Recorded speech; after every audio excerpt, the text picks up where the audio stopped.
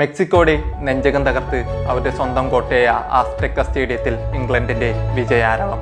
മിന്നൽ കൊടുങ്കാറ്റ് കാരണം കളി 1 മണിക്കൂർ വൈകിട്ടും കനലടങ്ങാതിരുന്ന മെക്സിക്കൻ ആരാധകരെ സാക്ഷിയാക്കി ലോകകപ്പ് ചരിത്രത്തിൽ ഏറ്റവും വലിയൊരു ക്ലാസിക് പോരാട്ടത്തിനാണ് ഫുട്ബോൾ ലോകം സാക്ഷ്യം വഹിച്ചത്.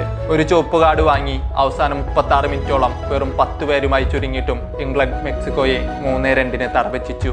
ഈ വിദേശ മണ്ണിലെ ചരിത്ര വിജയത്തോടെ തോമസ് ട്യൂഷലിന്റെ 3 ലൈൻസ് ക്വാർട്ടറിലേക്ക് മാർച്ച് ചെയ്തിരിക്കുകയാണ്. കളിയുടെ തുടക്കത്തിൽ മെക്സിക്കൻ സ്ട്രൈക്കർ റൗൾ ജിമിനൈസിന്റെ തകർപ്പൻ ഷോട്ടുകൾ ഇംഗ്ലീഷ് കീപ്പർ ജോർദാൻ പിക്ഫോർഡ് പറന്നുതടുത്തു.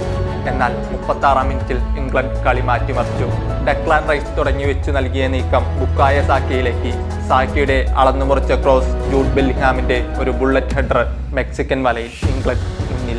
ആദ്യ ഗോളിന്റെ നെറ്റിൽ മാറും മുമ്പ് കൃത്യം 92 സെക്കൻഡുകൾക്ക് ശേഷം ഇംഗ്ലണ്ട് മെക്സിക്കോയുടെ കോട്ട വീണ്ടും തകർത്തു.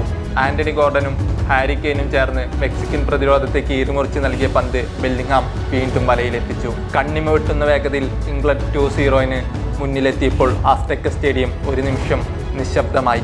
പക്ഷേ മെക്സിക്കോയെ അത്ര പെട്ടെന്ന് തളർത്താൻ കഴിയില്ലായിരുന്നു. ആരാധകരുടെ സീസേ പ്യൂവേ അഥവാ അതെ നമുക്ക് കഴിയും എന്ന മുദ്രാവാക്യം സ്റ്റേഡിയത്തിൽ മുഴങ്ങി. അതിൻ്റെ ഈരടികളിൽ നിന്ന് ഊർജം കൊണ്ട ജൂലിയൻ കിനോൺസ് ഒരു കിടിലൻ ഗോളിലൂടെ മെക്സിക്കോയെ കളത്തിലേക്ക് തിരികെ കൊണ്ടുവന്നു.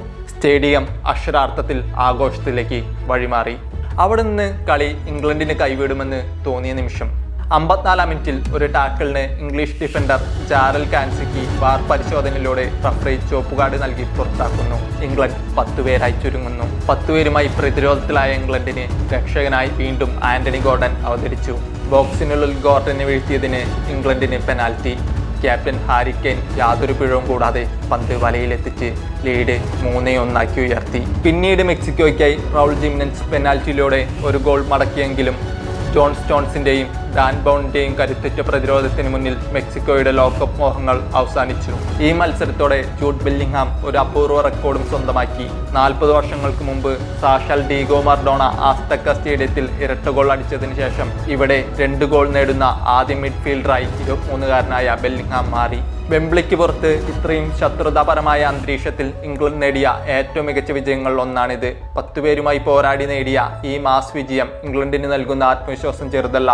ഇനി ക്വാർട്ടർ ഫൈനലിൽ ഇംഗ്ലണ്ടിന് കാത്തിരിക്കുന്നത് ബ്രസീലിന് തകർത്തു വരുന്ന നോർവേയാണ്. ആലണ്ടും ബെല്ലിംഗ്ഹാമും നേർക്കുനേർ വരുന്ന ആ മഹാപോരാട്ടത്തിൽ ആര് ജയിക്കും?